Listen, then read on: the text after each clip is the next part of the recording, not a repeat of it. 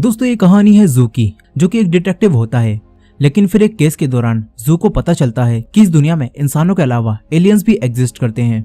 अब आगे जू के साथ क्या क्या होता है, चलिए देखते हैं इस कहानी में। तो कहानी की शुरुआत में हम एक लैब को देखते हैं, जहां पर कुछ लोग एक दूसरी दुनिया के पोर्टल के साथ कुछ एक्सपेरिमेंट कर रहे थे। तभी उनके एक्सपेरिमेंट में कुछ प्रॉब्लम्स आने लगती हैं। ये लोग अपने बॉस को ये बताते हैं। इनका बॉस इनसे कुछ कहने की कोशिश करता है, मगर उसकी आवाज ठीक से न आने की वजह से ये लोग कुछ भी नहीं समझ पाते। तभी उस पोर्टल से एक खतरनाक मॉन्स्टर बाहर आता है। वो मॉन्स्टर बाहर आकर यहाँ मौजूद सभी लोगों को मारने लगता है। कुछ लोग उसे रोकने की कोशिश करते हैं, मगर वो मॉन्स्टर इन्हें उठाकर फ्री फंड में ही झूला झुलाने लगता है। तभी सभी लोग अपनी जान बचाकर यहाँ से भागते हैं, मगर वो मॉन्स्टर सबको पकड़कर मार देता है। अब कुछ समय बाद हम एक ट्रेन में एक लड़के जू को देखते हैं। वो न्यूज़पेपर पढ़ रहा था। तभी एक बूढ़ा आदमी उसके सामने आकर बैठता है। इसी शहर में हाल ही में एक ज्वेलरी एग्जीबिशन में एक हीरो का हार चोरी हो गया होता है और सीसीटीवी की फुटेज में कोई इंसान नहीं बल्कि एक चमकती हुई आत्मा दिख रही थी। इससे सबको लग रहा होता है कि हीरो का हार किसी इंसान ने नहीं बल्कि किसी भूत ने चुराया है। जू इस बूढ़े आदमी से उसी चोरी के बारे में बात करने लगता है। जू इन्हें एक ग्लास दिखाता है और बताता है कि अगर किसी चीज पर जिंक सल्फाइड लगा हो तो उसकी चमक इस ग्लास पर दिखती है।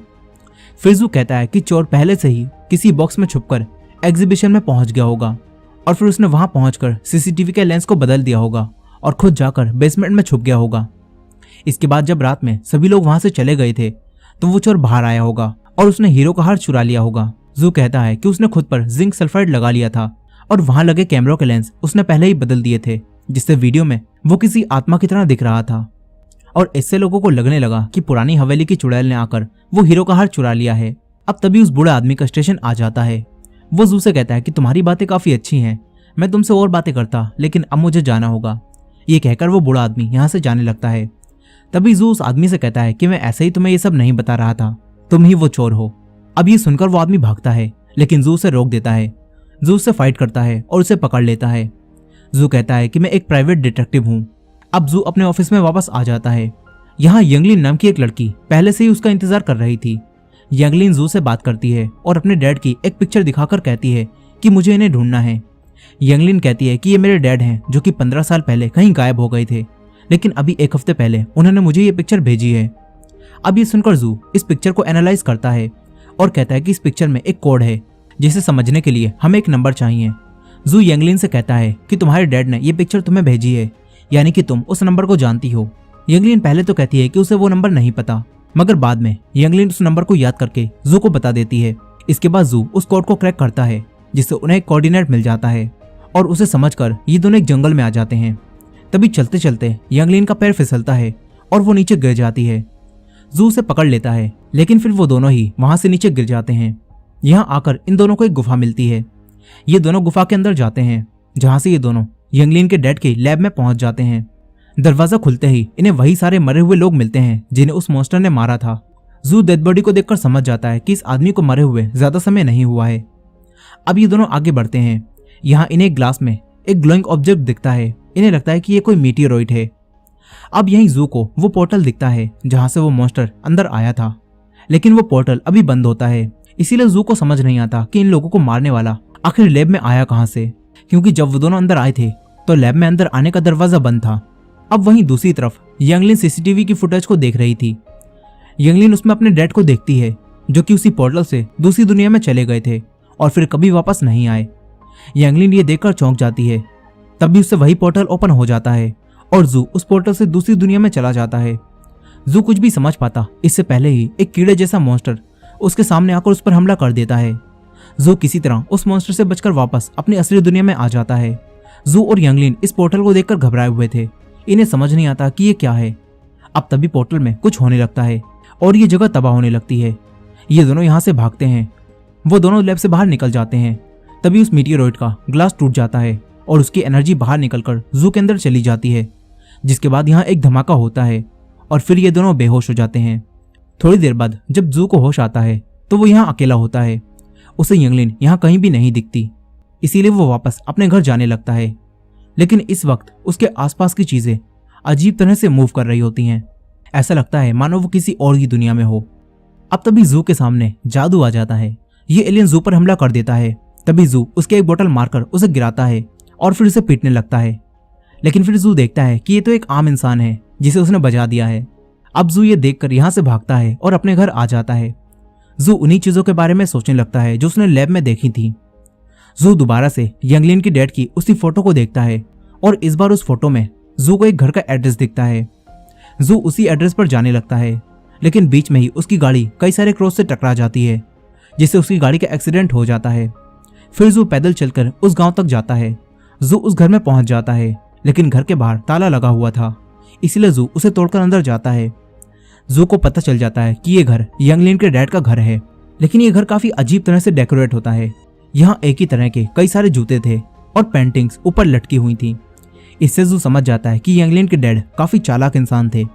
यहीं जू को एक पेंटिंग दिखती है जो कि यंगलिन के डैड की थी, लेकिन इसमें उनके साथ एक और लेडी थी जिसने अपना चेहरा नीचे झुका रखा था। अब इसके बाद जू यंगलिन के डैड की लैब में जाता है। यहाँ कई सारी बुक्स रखी हुई थी। जू को कुछ भी समझ नहीं आता, इसीलिए वो अपने आप को यंगलिन के डैड की जगह पर इमेजिन करने लगता है। फिर शाम के समय जब सूरज की रोशनी उस लैब में आती है तो नीचे वैसा ही निशान बन जाता है जैसा कि उस पिक्चर के पीछे बना था, और ये देखकर जू वहां की लकड़ियों को हटाता है और फिर जू को यहाँ एक बुक मिलती है जो कि असल में यंगलिन के डैड की डायरी थी। जू उस डायरी को पढ़ता है। इससे जू को पता चलता है कि यंगलिन के डैड जब इस गांव में आए थे तो यहाँ यंगलिन की मॉम ने उनके लिए एक लैब भी बनवाई थी ताकि वो अपनी रिसर्च जारी रख सकें। लेकिन जब उन्हें कोई कामयाबी नहीं मिली तो इससे वो काफी उदास हो गए। मगर ये देखकर यंगलिन की मॉम ने उन्हें यहाँ के लोगों का एक सीक्रेट बताया और कहा कि एलियंस सच में होते हैं। यंगलिन की मॉम ने उसके डैड को एलियन स्पीशीज जैसी कोई चीज दिखाई, जो देखकर वो हैरान हो गए। यंगलिन के डैड को रिसर्च करने के लिए एक नई दिशा मिल गई, लेकिन फिर कुछ समय बाद ही यंगलिन की मॉम की तबीयत खराब हो गई और वो मेंटली अनस्टेबल हो गई। उन्हें रोज रात में कोई मॉन्स्टर दिखने लगा। इससे यंगलिन के डैड को पूरा विश्वास हो गया कि इस दुनिया में एलियंस जैसी चीजें भी एग्जिस्ट करती हैं।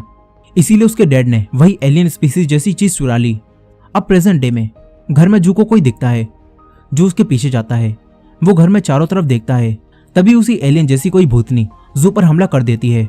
वो जू का गला पकड़ लेती है। जू कुछ भी नहीं कर पाता और वहीं बेहोश हो जाता है। इसके बाद जब जू को होश आता है तो वो सोफे पर होता है।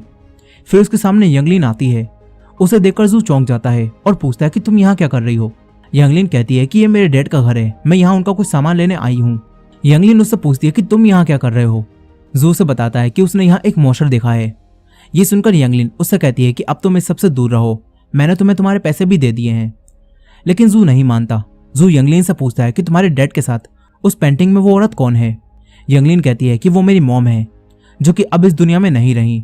यंगलिन जू को उनकी ग्रेव पर ले जाती है और बताती है कि मेरी माँ इसी गांव में पली बड़ी थी। इसके बाद वो एक यूनिवर्सिटी में मेरे डैड से मिली। यंगलिन कहती है कि मेरे डैड का मानना था कि इस ब्रह्मांड में इंसानों के अलावा भी कई सारी एलियन स्पीशीज हैं, लेकिन उनकी बात पर कोई भी विश्वास नहीं करता था सिवाय मेरी मॉम के। यंगलिन कहती है कि मेरी मॉम ने उन पर विश्वास किया, जिसके बाद वो दोनों यहाँ रहने आ गए। यंगलिन बताती है कि सब कुछ ठीक चल रहा था, लेकिन फिर एक दिन उसकी मॉम की मेंटली कंडीशन अनस्टेबल हो गई। वो कहती है कि मेरे डैड ने उन्हें हॉस्पिटल भेज दिया, लेकिन वहां मेरी मॉम ने खुदकुशी कर ली और फिर उसी दिन से ही मेरे डैड भी गायब हैं। अब ये सब जानकर जू से पूछता है कि तुमने एलियन स्पीसीज जैसी किसी चीज के बारे में सुना है।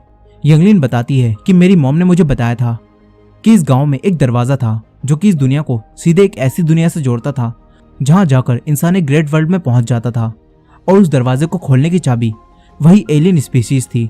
अब ये सब सुनकर जू यंगलिन से कहता है कि मुझे उसी अस्पताल में ले चलो जहां तुम्हारी मॉम को रखा गया था। यंगलिन मान जाती है, जिसके बाद ये दोनों उसी साइकेट्रिक हॉस्पिटल में पहुंच जाते हैं। यहाँ एक डॉक्टर थे जिन्हें यंगलिन काफी अच्छी तरह से जानती थी। यहीं दीवार पर कई सारी पिक्चर्स लगी थी। उनमें से एक फोटो में कई सारे लोग खड़े थे, लेकिन एक आदमी का चेहरा वहां मिटा दिया गया था। जू डॉक्टर से पूछता है कि ये सारे लोग कौन हैं जो कि इस फोटो में हैं। डॉक्टर कहते हैं कि वो सब एक क्लब के मेंबर हैं।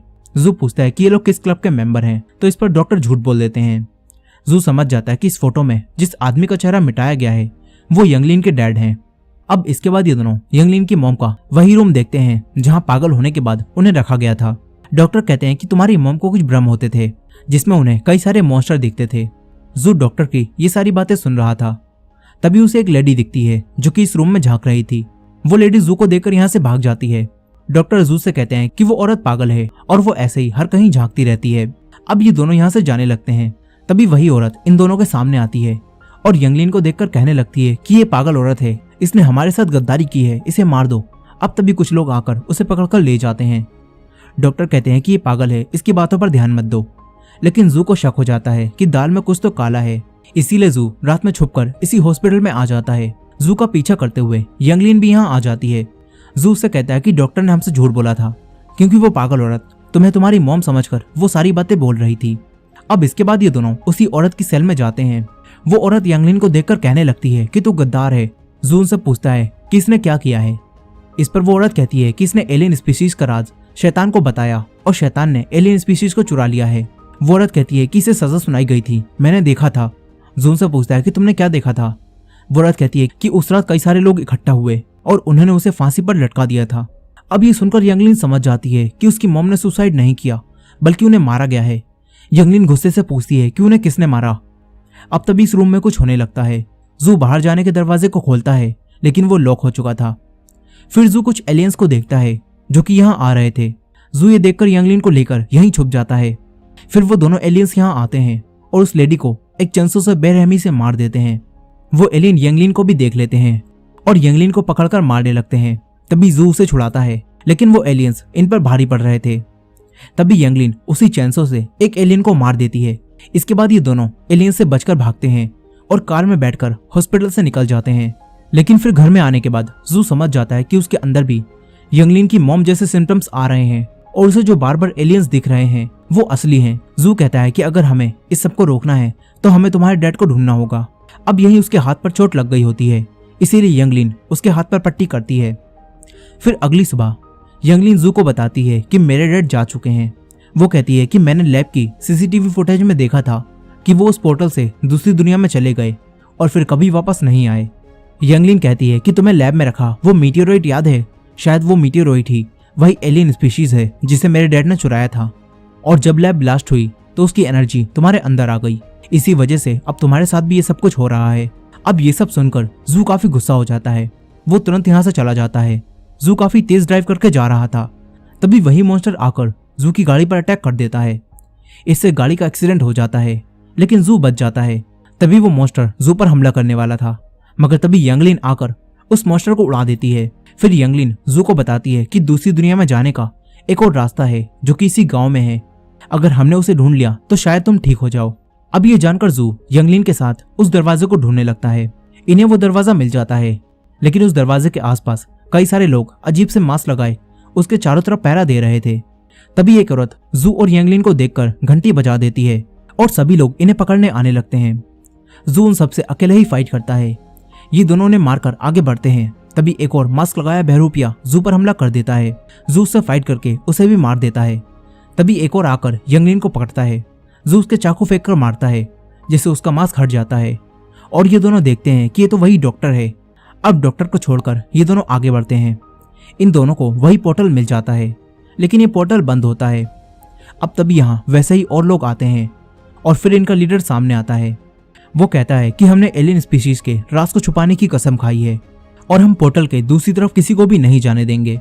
मगर तभी जू कहता है कि मैं यंगलिन के डैड की लैब में था और वहां से मैं दूसरी दुनिया में जा चुका हूँ। ये सुनकर उनका लीडर कहता है कि वो आदमी गद्दार था। इनका लीडर बताता है कि यंगलिन के डैड 25 साल पहले जब यहाँ रहने आए तो हमने तुम्हारी मॉम से कहा था कि उस आदमी को एलियन स्पीशीज का राज ना बताए, लेकिन फिर भी तुम्हारी मॉम ने उसे हमारी एलियन स्पीशीज का राज बता दिया और मजबूरन हमें उस आदमी को भी अपने लोगों में शामिल करना पड़ा। लेकिन फिर उसने तुम्हारी मॉम पर ही एक्सपेरिमेंट किए, जिससे वो पागल हो गई और फिर तुम्हारे डैड उस दूसरी दुनिया को देखने के लिए वो एलियन स्पीशीज हमसे चुराकर भाग गए और इसी वजह से अब मैं किसी को भी एलियन स्पीशीज के बारे में नहीं जानने दूंगा।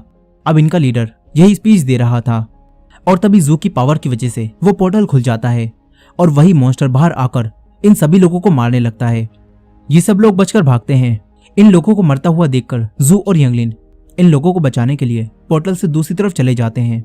फिर यहाँ इन दोनों को यंगलिन के डैड मिलते हैं, लेकिन वो यहाँ मर चुके थे। अब तभी यहाँ तेज हवा चलने लगती है, जिससे जू और यंगलिन अलग होकर बेहोश हो जाते हैं। फिर जब जू को होश आता है तो वो अकेला होता है। उसे कुछ भी समझ नहीं आता कि वो क्या करे, इसीलिए वो रोने लगता है। और इसी एंडिंग के साथ ये कहानी यहीं खत्म हो जाती है। दोस्तों, वैसे तो ये कहानी काफी अच्छी जा रही थी, लेकिन एक प्रॉपर एंडिंग ना मिलने की वजह से ये कहानी कुछ अधूरी सी लगती है। वैसे आगे जू का क्या हुआ होगा, शायद वो भी यंगलिन के डैड की तरह वहां मर जाएगा। खैर, आपको ये मूवी कैसी लगी कमेंट में जरूर बताइएगा, और वीडियो पसंद आई हो तो वीडियो को लाइक करना मत भूलिएगा, और हमारे चैनल पर नए हैं तो हमारे चैनल वॉच मिस्ट्री हिंदी को सब्सक्राइब कर लीजिए। मिलते हैं नेक्स्ट वीडियो में।